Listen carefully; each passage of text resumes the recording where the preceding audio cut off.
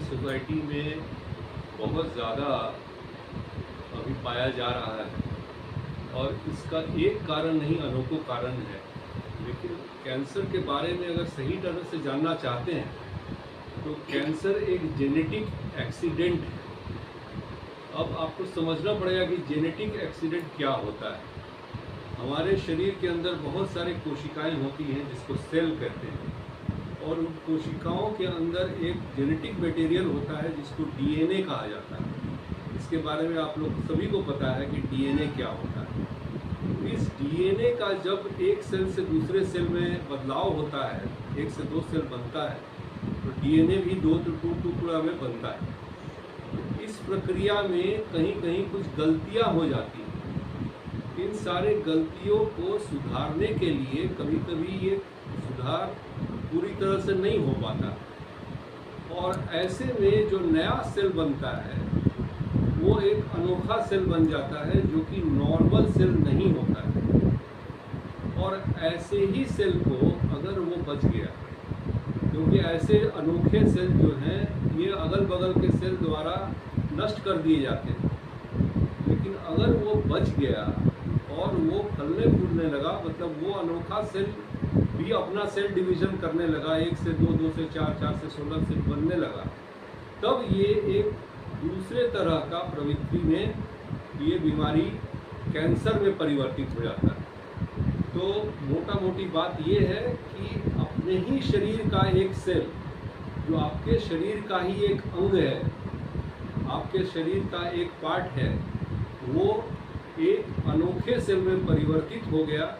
परिवर्तित होके वो ऐसा एक मॉन्स्टर बन गया जो कि आपके शरीर को ही नष्ट कर देता है।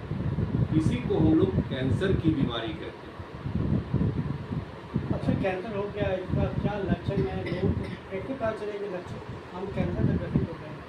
कैंसर के जो आम तौर पे लक्षण हैं, ये कैंसर कहाँ का है इस पर डिपेंड करता है। इधर पढ़ जाइए।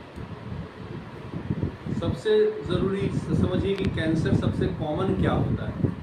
बिहार में सबसे ज़्यादा कैंसर जो होता है वो मुंह का कैंसर होता है, जो कि आप सभी लोग जानते हैं। पान पराग, गुटखा, खैनी और इस तरह का जो सेवन हम लोग करते हैं, सिगरेट, बीड़ी, पान, उसका गुटखा, इन सबों के सेवन के चलते ये कैंसर ज़्यादा हम लोग देख रहे हैं।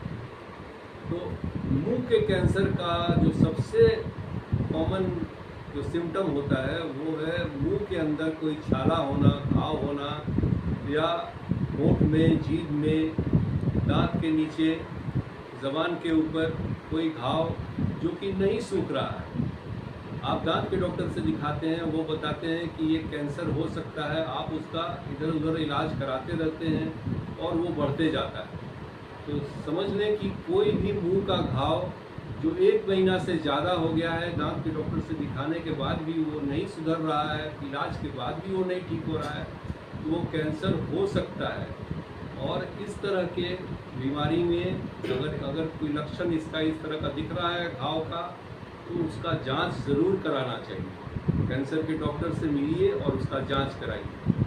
दूसरा सबसे ज़रूरी जो कैंसर हम लोगों के पास पाया जाता है वो है बच्चादानी का कैंसर। लेडीज़ में बच्चादानी का कैंसर बहुत इम्पॉर्टेंट है, क्योंकि हज़ारों लेडीज़ का ये बच्चादानी का कैंसर होता है।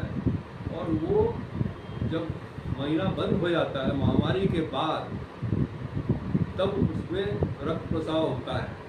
और रक्त प्रसाव का ही एक सिम्टम जो आप पूछ रहे थे, वो सबसे कॉमन सिम्टम है बच्चादानी के कैंसर का।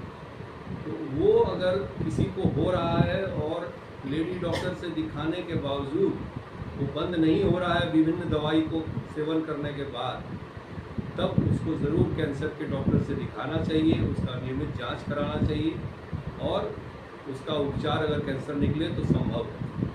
तीसरा हम बता दें अब जल्दी में कि मुंह और बच्चादानी के बाद स्तन का कैंसर भी बहुत ज़रूरी है समझना। स्तन में वो गांठ होता है लेडीज़ में, जो शुरुआती दौर में रहती हैं उनमें भी कैंसर का गांठ हो सकता है, और जो महामारी जिनका बंद हो गया है उनके बाद भी उनको भी गांठ हो सकता है। सबसे ज़रूरी बात इसमें समझने का ये है कि ये गांठ पेनलेस होता है, इसमें दर्द नहीं होता है। इसलिए लेडीज़ इसको महीनों महीनों टाल देती हैं, क्योंकि इससे कोई दिक्कत नहीं हो रहा है, दर्द नहीं हो रहा है। लेकिन अगर ये निरंतर बढ़ता रहे मतलब अभी ऐसा 1 सेंटीमीटर का है और 4 महीना बाद वो 2 सेंटीमीटर का, 3 सेंटीमीटर का हो गया, तो ऐसे गांठ कैंसर के गांठ में परिवर्तित हो रहे हैं। उसका ज़रूर से तुरंत जांच कराना है और आगे उपचार करना है। अगर हो गया तो क्या इलाज क्यूरेटिव है या फिर? कैंसर का इलाज डिपेंड करता है उसका स्टेजिंग पर।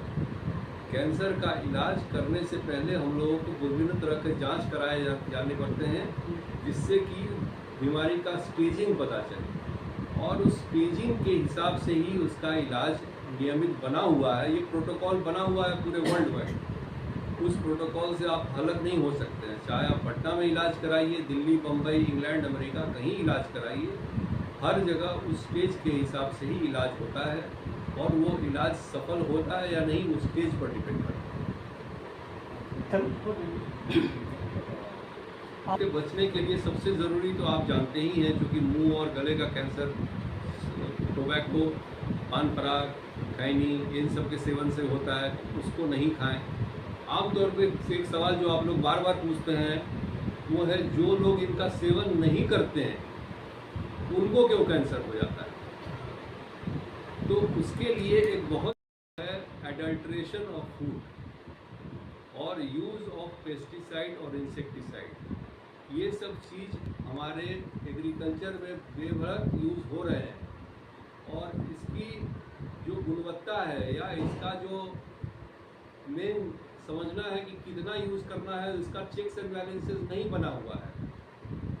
इसलिए बेधड़क यूज़ हो रहा है। जो अपने पैदावार बढ़ाने के लिए उसका यूज़ करते हैं, लेकिन वो आपके फूड मटेरियल में चला जा रहा है, आपके तेल में चला जा रहा है, आपके चीनी, शुगर, नमक, हर मसाले में चला जा रहा है और धीरे धीरे आपके शरीर में वो प्रवेश कर रहा है आपके भोजन के साथ। और इसीलिए ये मुख्य कारण है उनमें कैंसर होने का जिनका कि ये कोई भी गलत आदत जिनका नहीं है। एक तीसरा कारण भी बता दें कि दोनों कारण के बाद, वो है बहुत तरह के वायरल इन्फेक्शन।